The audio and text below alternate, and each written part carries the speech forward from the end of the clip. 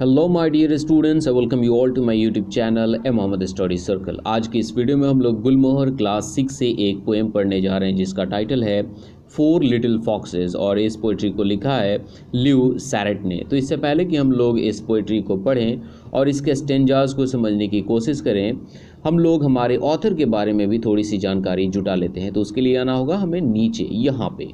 तो चलिए पढ़ते हैं। Lew Sarett was an American poet, lecturer and teacher. बताया गया है ल्यू सैरेट एक अमेरिकन पोइट थे, ये एक लेक्चरर थे और एक टीचर भी थे। He was very interested in nature and Native American literature and often based his work on these themes. बताया गया है कि हमारे ऑथर ल्यू सैरेट, इनकी जो रुचि थी वो नेचर में थी, प्रकृति में थी और नेटिव अमेरिकन लिटरेचर, कहने का मतलब मूल अमरीकी जो साहित्य होता है उनमें इनकी बहुत ही ज़्यादा रुचि थी। और इनका जो काम है वो अक्सर इन्हीं विषयों पे आधारित होता है, इन्हीं सब्जेक्ट्स पे, इन्हीं थीम्स पे आधारित होता है। किस पे? नेचर पे और नेटिव अमेरिकन लिटरेचर पे। In this poem he describes the plight. Plight means होता है दुर्दशा। आप जानते हैं कि जब आप एक बुरे कंडीशन में होते हैं तो क्या दुर्दशा होती है आपकी, उसी को प्लाइट कहा जाता है। In this poem he describes the plight of four fox cubs who have been orphaned as their mother has been killed by a hunter।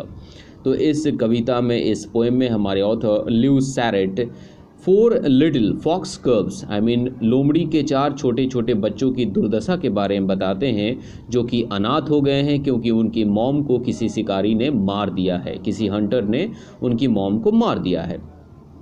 He knows that it is going to be very difficult for them to survive and begs nature to show mercy on them। हमारे author जानते हैं कि उनका ज़िंदा रहना काफ़ी difficult होने वाला है, काफ़ी मुश्किल होने वाला है और वो नेचर से, प्रकृति से रहम की भीख मांगते हैं। वो प्रकृति से कहते हैं कि हे नेचर, इन फोर लिटिल फॉक्सेस, इन छोटे छोटे नए जन्मे इन फॉक्स के बच्चों पे क्या करो, रहम करो। तो चलिए हम लोग हमारी पोइट्री को, हमारे इस सुंदर से पोएम को पढ़ते हैं और इसे समझने की कोशिश करते हैं। बेसिकली ये काफ़ी सैड पोएम है, काफ़ी दुखद पोएम है। तो चलिए हम देखते हैं। Speak gently spring and make no sudden sound. तो हम देख रहे हैं कि हमारे फर्स्ट स्टेंजा के फर्स्ट लाइन में हमारे ऑथर स्प्रिंग सीजन को कुछ करने से मना कर रहे हैं। वो स्प्रिंग सीजन से कहते हैं कि स्पीक जेंटली, आराम से बोलो और अचानक से आवाज़ मत करो।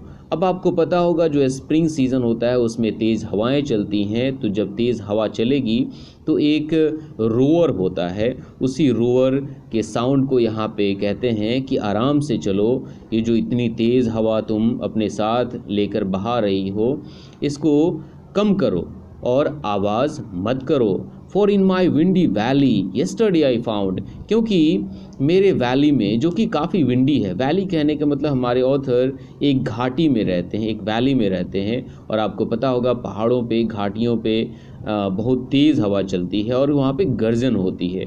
कहते हैं कि मैं जिस वैली में रहता हूँ वो विंडी है और कल मुझे वहाँ पे कुछ मिला है। येस्टरडे आई फाउंड, क्या मिला है हमारे ऑथर को?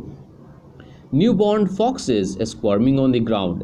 स्क्वर्मिंग मीन्स होता है छटपटाना। स्क्वर्मिंग मीन्स क्या होगा? छटपटाना। तो कल मुझे ग्राउंड पे, ज़मीन पे चार छटपटाते हुए कुछ फॉक्स के बच्चे मिले हैं। यहाँ पे बेसिकली यहाँ पे चार मुझे क्यों पता है? क्योंकि हमारे टाइटल का नाम क्या है? Four little foxes. तो कहते हैं कि ओ स्प्रिंग स्पीक जेंटली, आराम से बोलो, अचानक आवाज़ मत करो। कल मुझे ग्राउंड पे छटपटाते हुए कुछ नए जन्मे फॉक्स के, लोमड़ी के बच्चे मिले हैं। फिर वो कहते हैं स्पीक जेंटली, आवाज़ मत करो, हल्ला मत करो। फिर वो सेकेंड स्टेंजा के फर्स्ट लाइन में अगर आप ध्यान से देखें तो स्प्रिंग सीजन को कुछ ना कुछ करने से मना कर रहे हैं। यहाँ पे वो कहते हैं वॉक सॉफ्टली मार्च। अब यहाँ पे मार्च क्यों बोला गया है? आपको पता होगा कि जो स्प्रिंग सीज़न होता है वो मार्च से ही शुरू होता है। तो यहाँ पे बेसिकली मार्च कहने का मतलब स्प्रिंग सीज़न को ही एड्रेस किया गया है। तो अगेन हमारे ऑथर स्प्रिंग सीज़न को, मार्च को एड्रेस करते हुए कहते हैं कि walk softly March for bear the bitter blow. अब फॉर बियर और बिटर ब्लो ये रेड लेटर्स में दिए गए हैं। तो इनका क्या मतलब होता है, इसे समझने के लिए हमें नीचे वोकैबुलरी सेक्शन में आना होगा। तो चलिए देख लेते हैं। बताया गया फॉरबियर, इसका मतलब होता है stop one self from doing something, किसी को कुछ करने से मना करना, इसका मतलब होता है फॉरबियर। और बीटर ब्लो कहने का मतलब होता है कोल्ड, हार्श, बाइटिंग विंड्स कहने का मतलब सर्द ऋतु में ठंडी के समय जो हवा चलती है वो काफ़ी ठंड होती है और काफ़ी तकलीफ देह होती है। तो हमारे ऑथर सेकेंड स्टेंजा के फर्स्ट लाइन में स्प्रिंग सीजन को संबोधित करते हुए कहते हैं कि आराम से चलो, वॉक सॉफ्टली, और जो तुम अपने साथ इन ठंडी हवाओं को लेकर चल रही हो इनको बंद करो, इन हवाओं का बहना बंद करो। अब वो ऐसा क्यों कहते हैं? क्योंकि उन्हें पता है कि वो उन 4 लिटिल फॉक्सेस को, उन अभी अभी नए जन्मे हुए बच्चों की पीड़ा को, उनकी दशा को वो देख रहे हैं। फिर वो कहते हैं her feet with in a trap, her blood upon the snow. अब यहाँ पे हर किसको बताया गया है? तो इन 4 लिटिल फॉक्सेस की जो मॉम है उनको उसको क्या बोला गया है? हर बोला गया है। हमारे ऑथर कहते हैं कि उसके पैर जाल के अंदर थे, ट्रैप के अंदर थे, फंदे के अंदर थे, और उसके जो खून थे, हर ब्लड अपॉन द स्नो, उसके खून बर्फ़ पे गिरे हुए थे, बर्फ़ पे बिखरे हुए थे। अब क्यों? क्योंकि उस शिकारी ने उनकी मॉम को मार दिया था और जिसके वजह से उसके खून बर्फ़ पे बिखरे हुए थे। The 4 little foxes saw there mother go, और इन चारों लिटिल फॉक्सेस ने अपनी माँ को जाते हुए देखा, अपनी माँ को मरते हुए देखा। और फिर से एक बार हमारे ऑथर कहते हैं वॉक सॉफ्टली, आराम से चलो। Now let's read third stanza, and this is the second last of this poetry. Go lightly spring, oh give them no alarm.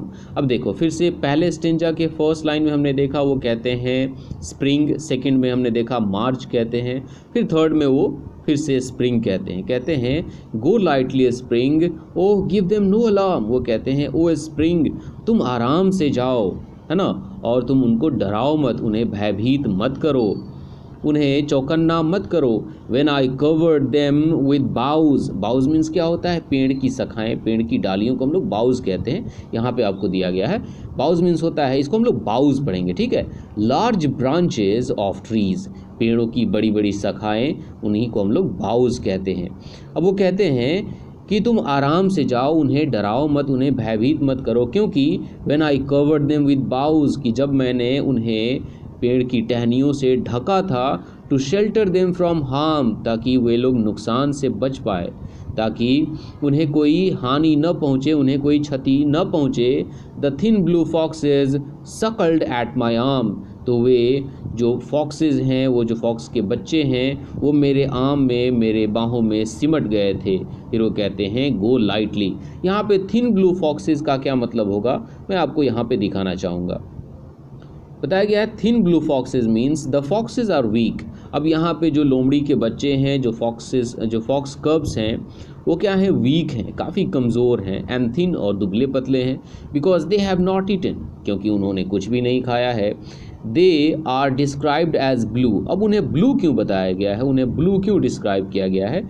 Because they are very cold, क्योंकि उन्हें काफ़ी ठंड लग रही है, and have no protection from the forest and storms, और उनके पास जंगल से और जंगल में आने वाले स्टॉर्म्स, तूफ़ान से बचने का कोई भी साधन नहीं है उनके पास। इन सभी चीज़ों से बचने के लिए कोई भी प्रोटेक्शन नहीं है। इसीलिए यहाँ पे इन 4 लिटिल फॉक्सेस को क्या बोला गया है? थिन ब्लू फॉक्सेस बोला गया है, ठीक है।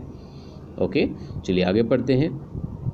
अब हमारा लास्ट स्टेंजा है, इसको समझ लेते हैं। कहते हैं स्टेप सॉफ्टली मार्च। आप समझ रहे हैं मार्च किसको बोला गया है? मार्च अगेन हमारे स्प्रिंग सीजन को बोला गया है। Step softly March with your rampant hurricane. Rampant hurricane, hurricane means होता है तूफान, और रैम्पेंट का क्या मतलब होगा? Let's see. यहाँ बताया गया है something that is bad. Rampant means something that is bad, कोई ऐसी चीज़ जो कि काफ़ी बुरी होती है। And spreads in an uncontrolled manner, और वो बुरी चीज़ जब अनियंत्रित तरीके से फैलने लगती है उसी को हम लोग रैम्पेंट कहते हैं। तो यहाँ बताया गया है कि जो स्प्रिंग सीजन में जो तूफ़ान आता है उसी को हमारे ऑथर कहते हैं कि ओ अनियंत्रित तरीके से आने वाले तूफ़ान, तुम आराम से आओ, इस बार तुम तूफ़ान बनकर मत आओ। क्यों कहते हैं ऐसा? नज़लिंग वन अनदर। नज़लिंग मीन्स क्या होता है? Let's see. यहाँ बताया गया है स्नगलिंग अप टू। नज़लिंग का वैसे मतलब होता है गले लगाना, एक दूसरे को आलिंगन करना। एक दूसरे को गले लगाना, सीने से लगाना, छाती से लगाना। Nuzzling one another and whimpering with pain, वो कहते हैं कि ओ स्प्रिंग और ओ मार्च, तुम आराम से आओ, तुम तूफान बन के मत आओ, तुम इन पे दया करो, क्योंकि ये 4 लिटिल फॉक्सेस एक दूसरे को गले लगाए हुए हैं और दर्द से कराह रहे हैं, दर्द से रो रहे हैं, चिल्ला रहे हैं। The new little foxes are shivering in the pen, क्योंकि तुम देख सकते हो कि ये अभी अभी जन्मे फॉक्सेस जो हैं, लोमड़ी के जो बच्चे हैं, वो बारिश में कांप रहे हैं, शिवर कर रहे हैं। फिर से हमारे ऑथर ल्यूइस हैरेट कहते हैं, स्टेप सॉफ्टली, आराम से आओ। तो इस तरह से हमने हमारी इस पोइट्री को पढ़ लिया और समझ लिया। इस पोइट्री का एक्सप्लेनेशन कैसा लगा आप लोग मुझे नीचे कमेंट करके ज़रूर बताइएगा। वीडियो अच्छा लगा होगा तो वीडियो को लाइक कीजिएगा, and most importantly if you are new to this channel, please hit the subscribe button. See you with a new chapter, till then take care, bye bye.